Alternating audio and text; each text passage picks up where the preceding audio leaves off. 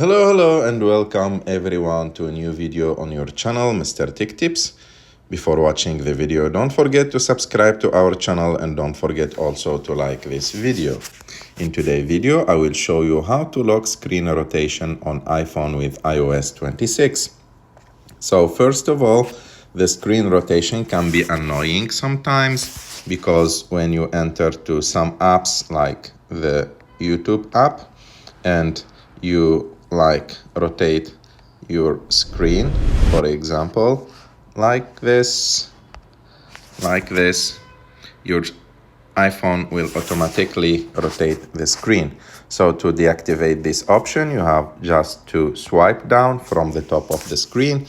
And as you can see, there is an icon. This icon is icon of lock and arrow with it.